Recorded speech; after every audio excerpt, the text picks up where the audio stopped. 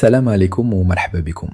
جي بي تي وصل دابا لعالمنا واحد الذكاء الاصطناعي اللي صراحة كيقدر يدير العجب، ولكن في المغرب وفي عدد كبير من الدول العربية باقي ما كنستعملوش في النهار ديالنا. علاش؟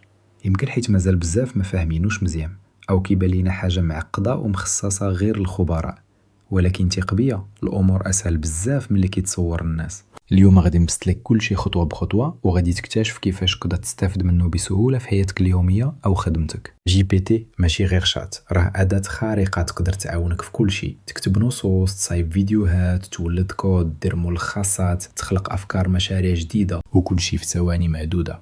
واليوم غادي نشارك معكم 10 طرق بسيطه باش تخلي هاد الاداه الذكيه في كل مجالات حياتك. بقى معايا للنهايه. أول حاجة خاصك تعرفها هي تقنية اسمها 3R.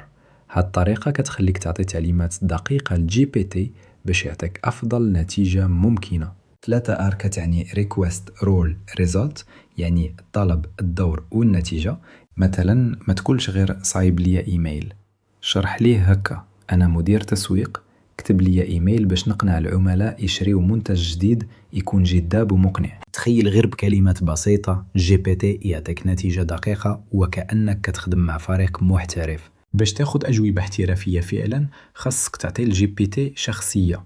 قولوا مثلا تصرف كخبير تسويق رقمي واعطيني 5 أفكار لحملة إعلانية ناجحة. غادي تشوف كيفاش يبدأ يعطيك أفكار معمقة ومفصلة بحال اللي جاي من خبير عنده سنين ديال التجربة. وبهذه الطريقة ما غاديش تحتاج تقلب في المواقع ولا تضيع الوقت تبحث على الإجابات.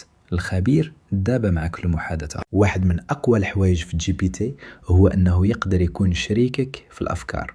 عندك قناة يوتيوب، صفحة إنستغرام، موقع، اسأل جي بي تي أعطيني 10 أفكار جديدة للمحتوى ديالي في المجال الفلاني، وغادي يعطيك بحر ديال الأفكار، مواضيع، عناوين وحتى طرق التقديم.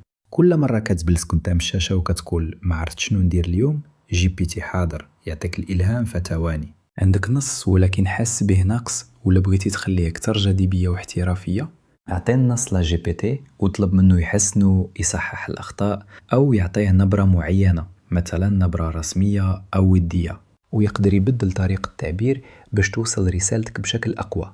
ما تبقاش تخاف من الأخطاء، جي بي تي هو محررك السري.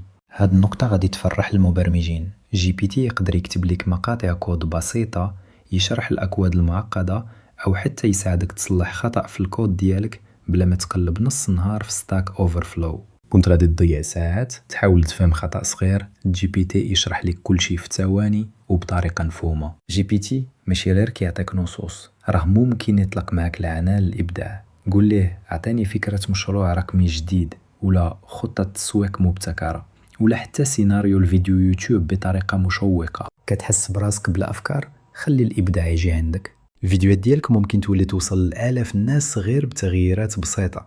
خلي جي بي تي يصايب لك العناوين، الكلمات المفتاحية والوصف المناسب. حتى تقدر تطلب منه كيفاش نخلي الناس يكملوا يشوفوا الفيديو ديالي للآخر، وغادي يعطيك نصائح من ذهب. غير بعنوان محسوب وكلمات مفتاحية دقيقة من جي بي تي ممكن ترفع المشاهدات ديالك للسماء.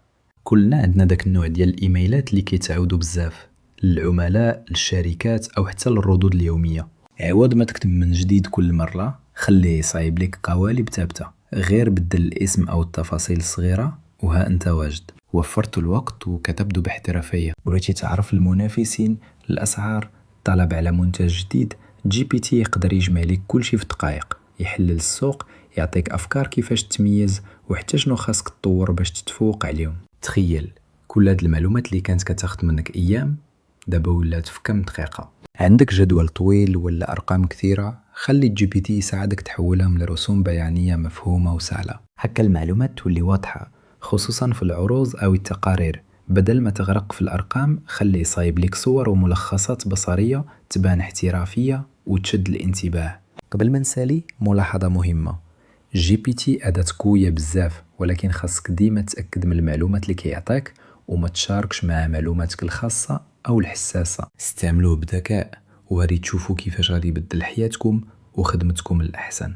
ما تنساوش ديروا لايك، سابسكرايب وبارطاجيو الفيديو مع أصحابكم باش كل شي يستافد من هذه القوة الجديدة اللي اسمها جي بي تي.